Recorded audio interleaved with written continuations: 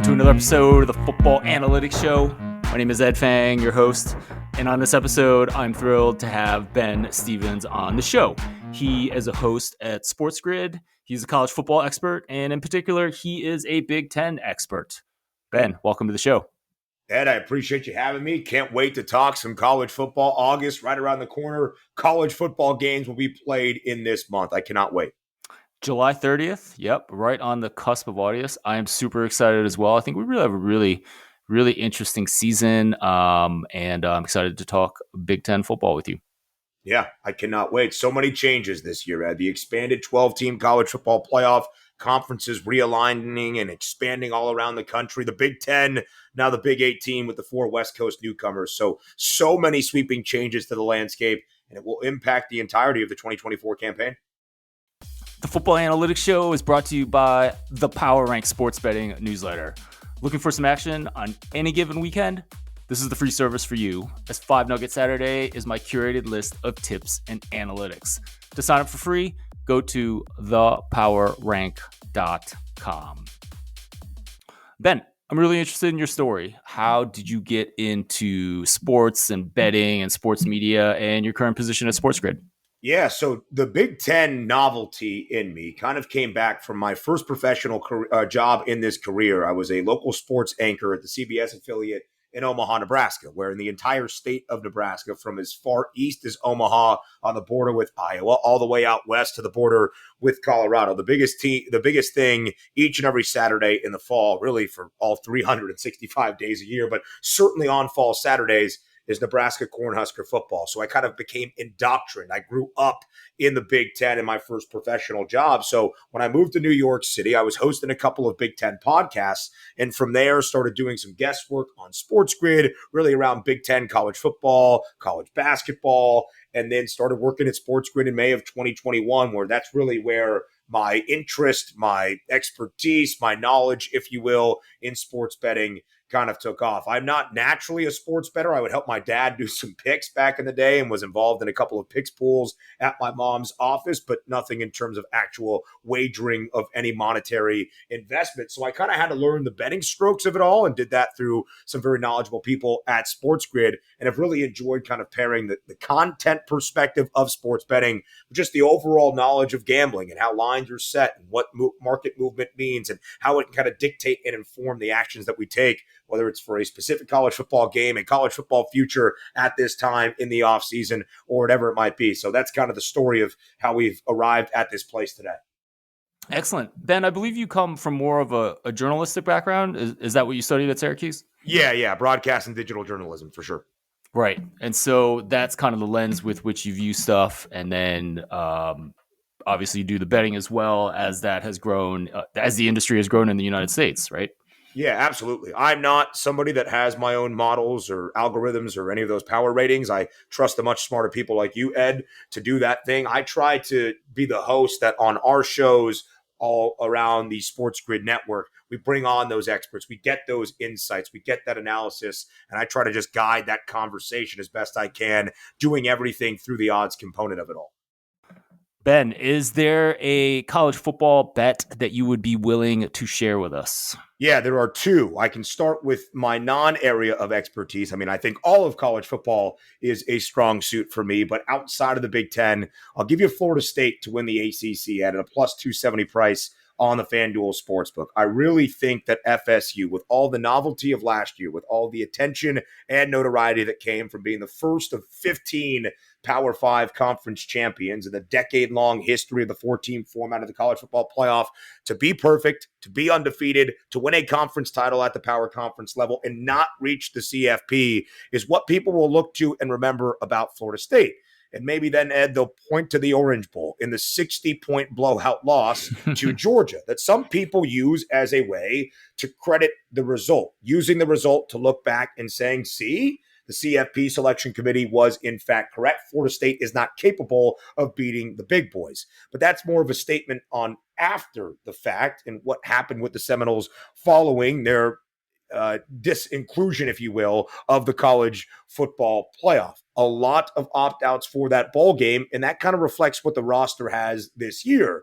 But unlike times past in college football, if you have opt-outs and you have a bunch of players that have jumped to the National Football League, you go to the transfer portal. And that's what Mike Norvell has done incredibly well. DJ Uiagalelei, of course, the quarterback from Oregon State, has ACC experience at Clemson, is now the signal caller, the veteran, the experienced hand who had a great career in Corvallis after a somewhat shaky start to his career at Clemson. They get the running back transfer from Alabama in Roydell Williams. They've got a ton of talent along the offensive line, and defensively, a couple of great edge rushers for this FSU team and Patrick Payton and Marvin Jones Jr., the transfer from Georgia, that I think, Ed, make this defense one of the most fearsome in the ACC. And given where the new college football playoff format is in 12 teams, FSU's best chance of reaching the CFP is by winning a conference championship and earning one of those 5 automatic bids. So instead of their plus 160 price to reach the college football playoff, I like Florida State at a plus 270 number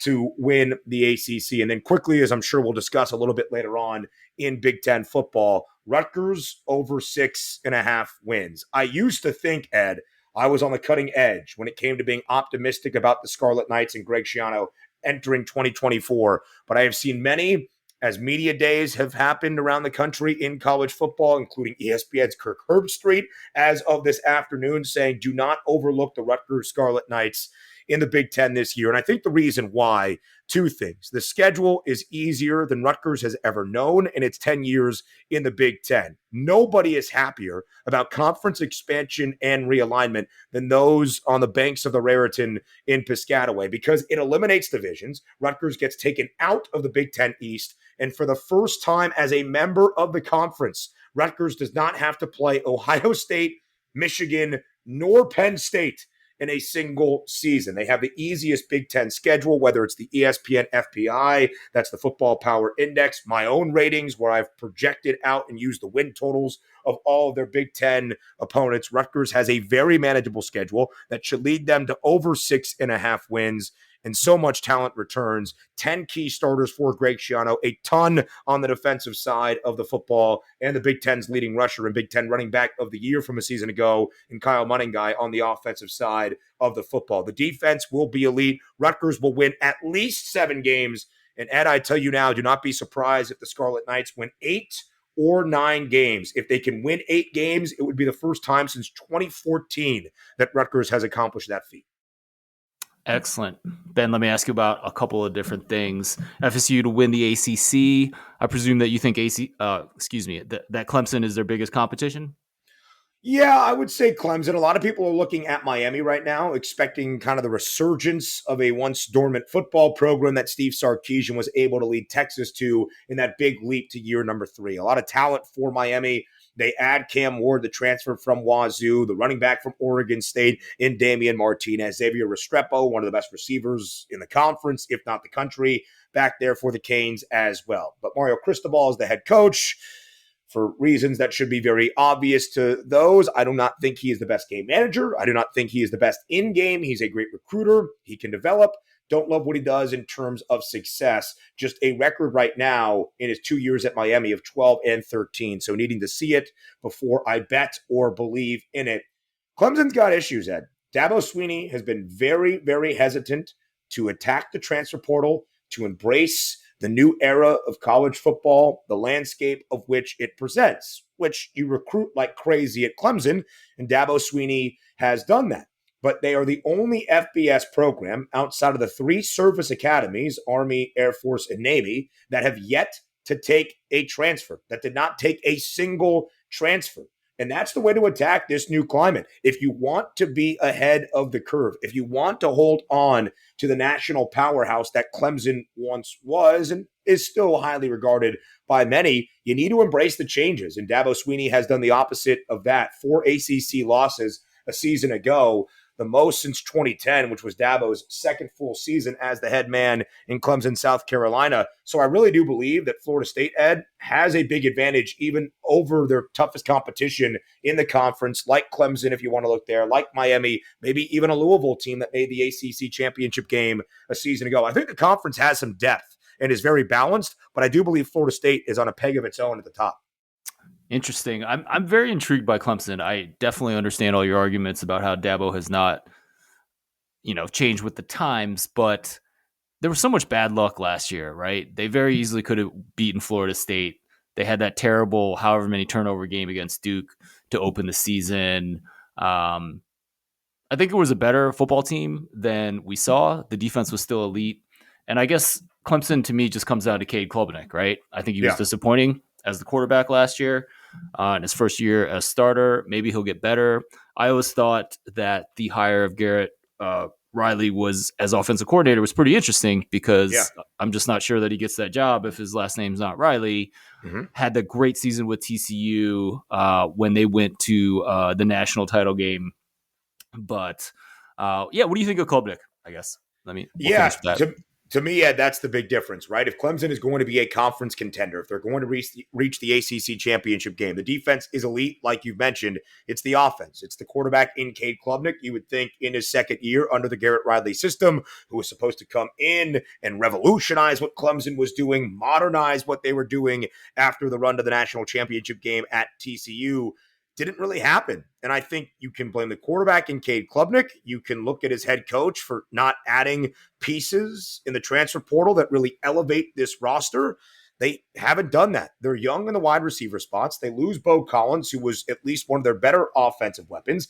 They don't replace them. You would think with the pedigree that Clemson has, they should be able to go out there and get the top wide receiver in the transfer portal. They lose Will Shipley. Phil Maffa has the experience. He's still in the backfield, but I don't think they got better. And you're basing this on year-over-year improvement of your offensive coordinator and the consistency with his quarterback, which makes sense. That's the old thought in college football, development within the program, certainly that Dabo Swinney believes. But in this day and age, when you have the notoriety and the backing that Clemson does, I think you can add pieces to make your offense more talented and help your quarterback. They failed to do so this offseason. If Cade Klubnik is great, if he takes off in Garrett Riley's system, they're a 9-10 win football team contending right alongside Florida State for that ACC championship. But that's my hesitation, and that's where I'm a little bit cautious about Clemson's resurgence. Gotcha. Big Ten, Ben, let's move on to Ohio State. They look like the favorite to win the Big Ten. They bring in Will Howard as a quarterback in from the portal. Do you view them as a favorite? Yeah, I do. I think they are correctly booked as the favorite. I think they should be booked with the best price to reach the college football playoff. They've got the highest win total in the country, 10.5, and the over has the hefty juice at minus 150. Frankly, Ed, I think it's a matter of motivation. I think the Buckeyes saw their bitter rivals in Michigan win a national championship a season ago and said, never again over my dead body. And that's how things are judged in Columbus. You know this very well. When you look at the team up north, you never want to lose out to them. You certainly don't want to lose out to them if it keeps you from a Big Ten championship or a college football playoff appearance. And then you never want to see them atop the mountaintop for the maize and blue. So Ohio State did exactly what they needed to in terms of the transfer portal and brings back so much talent as well. I really look forward to seeing what the run game looks like. Will Howard, very capable with his legs. They add Quinshawn Judkins, the running back from Ole Miss. Travion Henderson remains. Their wide receiver room is filthy. Jeremiah Smith is the freshman who was one of the highest rated receivers in the country in reports out of spring camp, in a fall camp, is that he is better than even advertised. That's going to be nuts. Emeka Ibuka is back. Carnell Tate.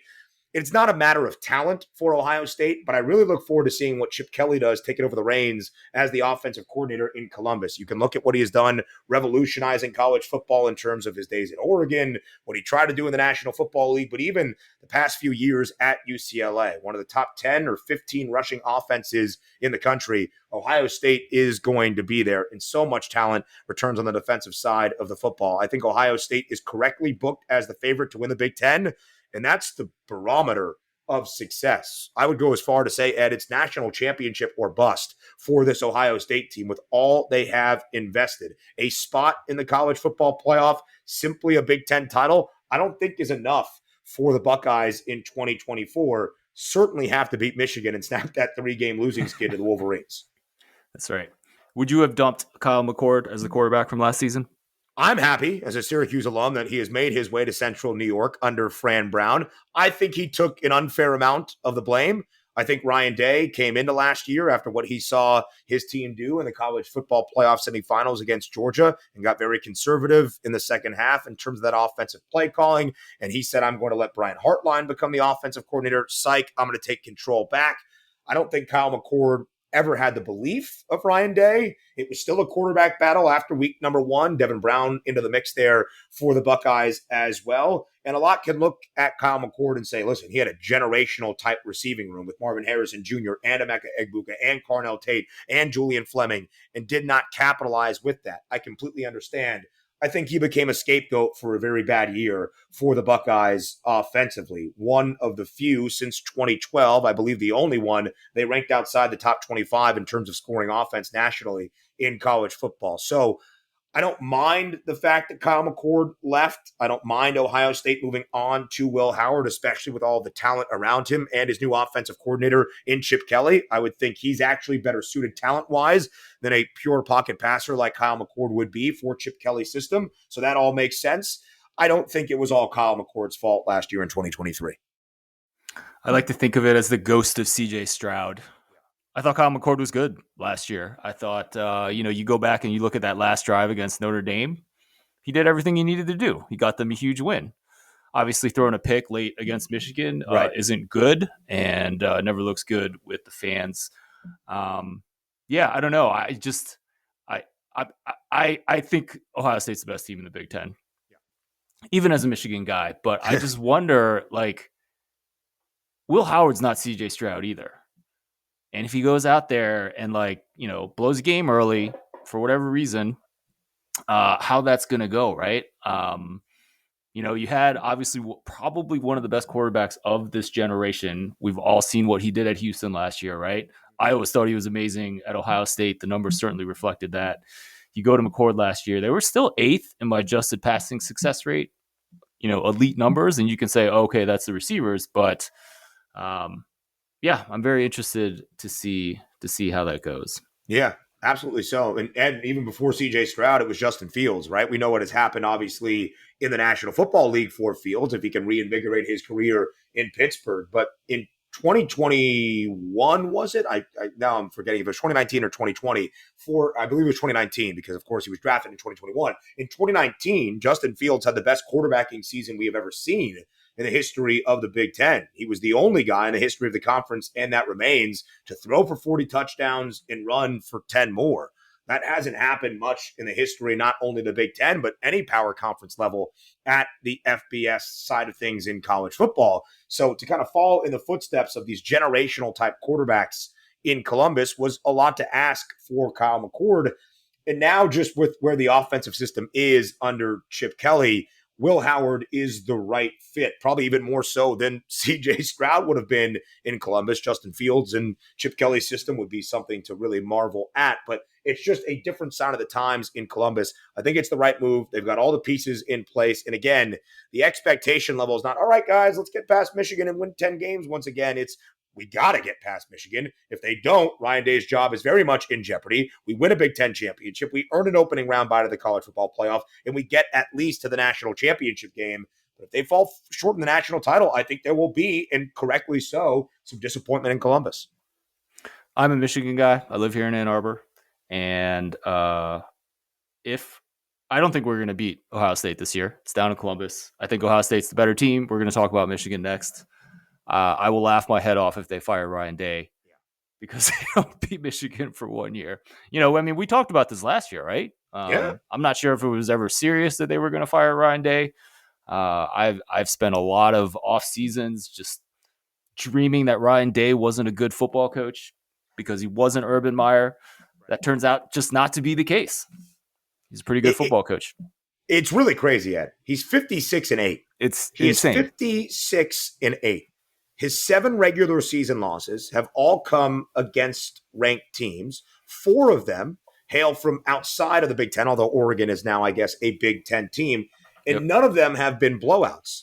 And yet, despite a .875 win percentage, because he has lost to the Maize and Blue 3 consecutive seasons, I think there is a resounding sentiment among those, and I don't even think it's like the craziest of Ohio State fans. I think it's maybe even a pretty calm Ohio State fan that says, if this guy can't beat Michigan, then what do we have him for?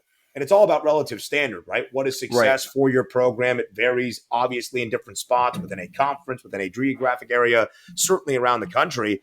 And that's what they judge coaching success by at Ohio State. So I don't think it's a crazy idea if they were to falter, especially at home in the shoe, as an early 9.5-point favorite, as I see the line on the FanDuel Sportsbook. Then there's going to be a lot of questions about Ryan Day being back in 2025. I don't expect that to be the case, so we're kind of just speculating for the sake of it. I expect them to get through Michigan this year and, of course, contend for a Big Ten championship. I do wonder if the new college football playoff will make things different. We have a 12-team format now. And last year at the game was kind of the last, do or die situation, right? Because it meant making the 14 playoff or not making the 14 playoff for both teams. And, will fans get less fanatical, when let's say Ohio State loses to Michigan and wins the national championship? You going to can the guy? I would certainly not expect that to be the case, but I think it's a really fair point, Ed, that you're bringing up, right? It changes your assessment. Even if Ohio State were to lose a game early in the year, which they really should not do, they take on Oregon the second Saturday of October, the margin of error is so much greater now because you don't have to win out from that point. You could still contend for a Big Ten title. You're not just simply looking at your division. You're trying to have one of the two best records and win percentages in the conference to play in Indianapolis to try to get the automatic bid.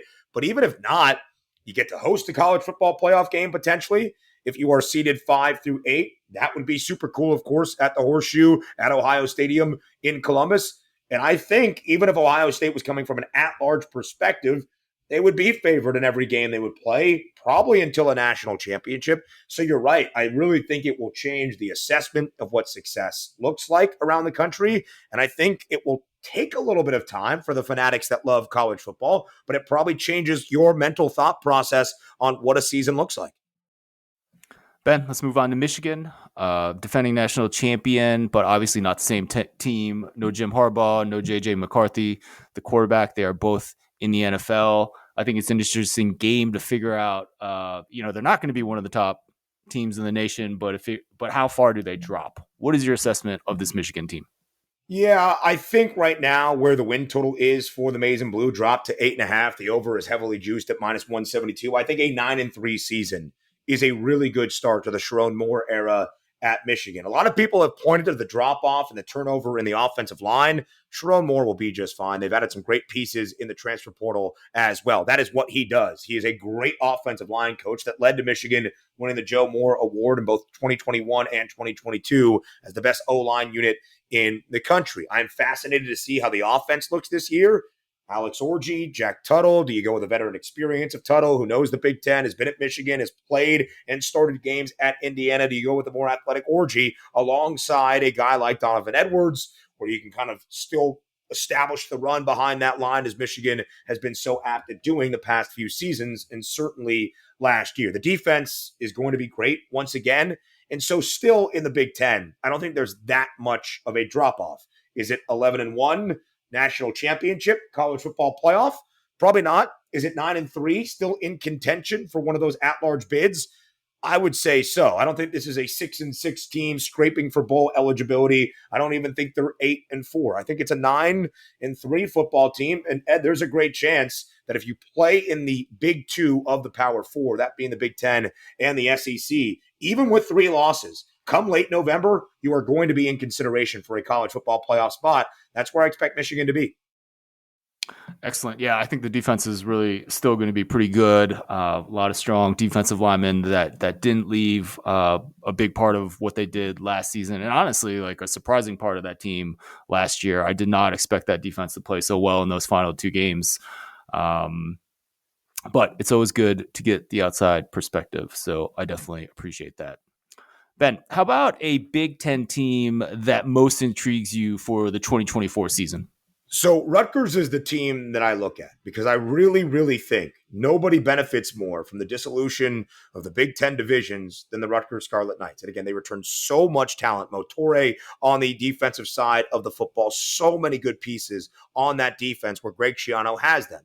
And they add the transfer from Minnesota, Ethan Kaliak-Manis, as their quarterback. Gavin Wimsatt, who was there last year, very athletic guy, a great compliment in the backfield alongside Kyle Munningai, but the offense left some to be desired. So they bring in Kirk Shiraka, who has experience in the Big Ten, was the former offensive coordinator at Minnesota. He and Ethan Kaliak-Manis have that relationship as well, and you return Munningai as well. This Rutgers team, based on the schedule, based on the returning talent and production, again, at 6.5 is the win total still on a lot of the sports books out there. And the over still, because the thought is Rutgers is plus money. It should not be. If you look at the Big Ten preseason poll, Rutgers was picked 9th. They don't have to play anybody in the top 5. It's Ohio State, it's Oregon, that's Michigan, that's Penn State. They don't have to play these teams, even Iowa in the top 5. They do not have to play, and they rank in front of 6 of their conference opponents. They are going to be a team that goes over their win total. If not, it's a stark disappointment in Piscataway. And I really think they have an opportunity for the first time in a decade to win 8 or more games. So Rutgers is the first most intriguing to me. And I've got a second one from a greater national scope if you want me to hit that one too. I would love to, Ben, but let's stay on Rutgers real quick. I'm looking at the schedule here. Host Washington, at Nebraska. Got Wisconsin coming, second year with Luke Fickell, which is interesting. You get UCLA at home. UCLA seems to, drop off quite a bit without Chip Kelly there. You go to LA to play USC and whatever players they might have on defense out there. And then Minnesota, Maryland, and Illinois, and then Michigan State. Wow. It's crazy.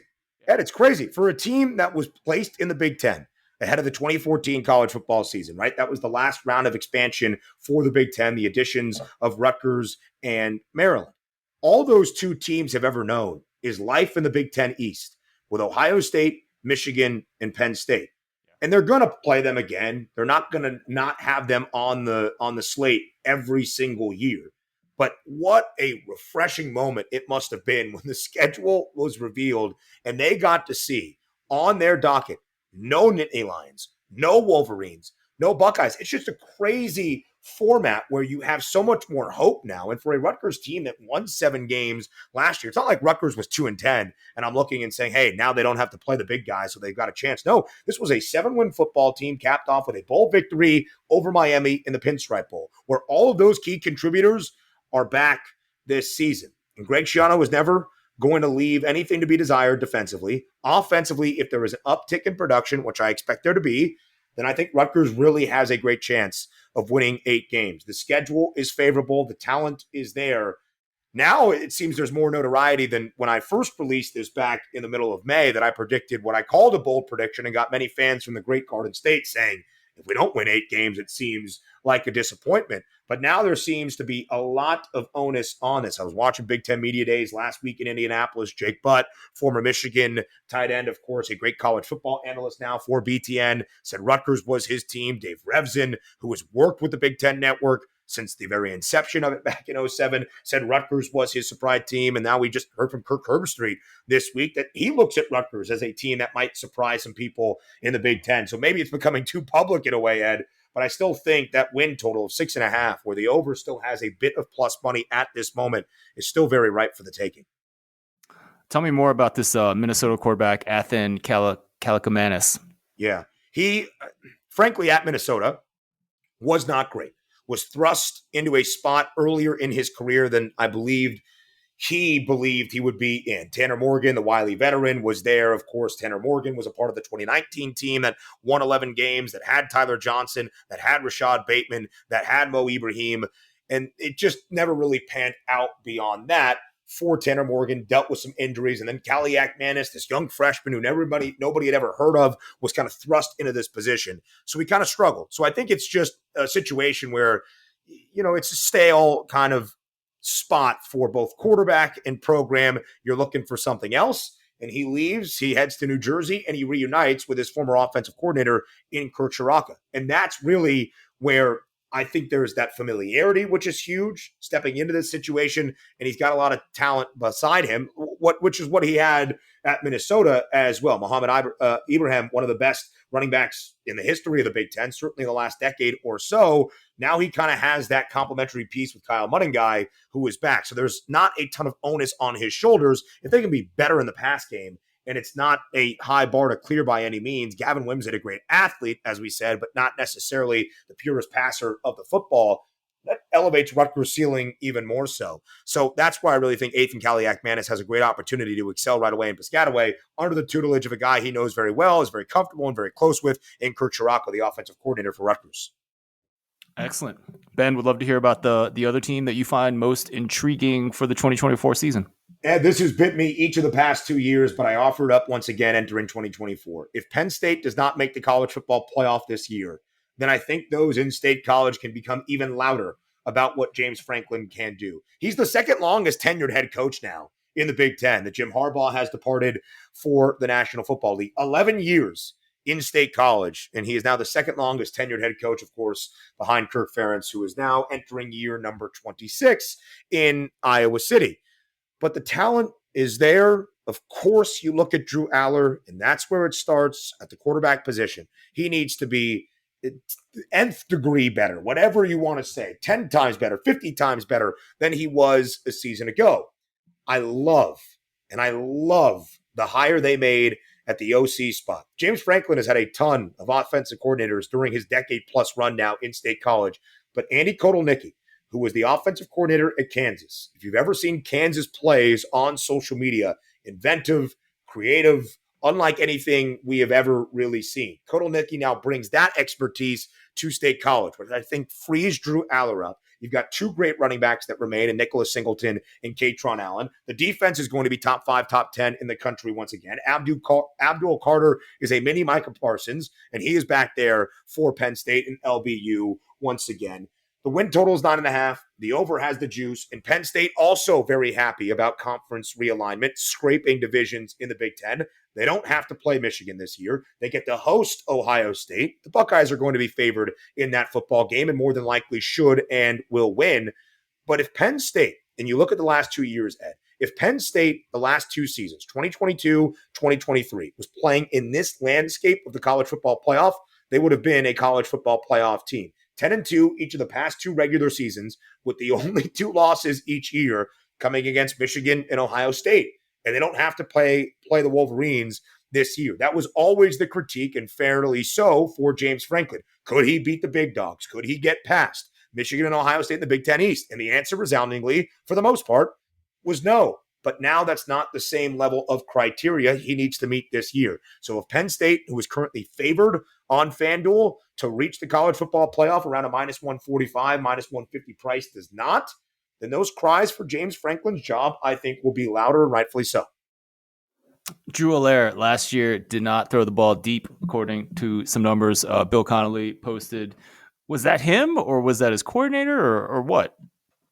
I think a little bit of both, right? I think they were a little bit conservative in what they asked him to do. When he came to State College, when he was the quarterback to replace Sean Clifford, everybody was so excited because Clifford was that guts and nails kind of guy. He was going to get you what you needed to get done. If there was a game on the line, Sean Clifford would sacrifice his body to make a play.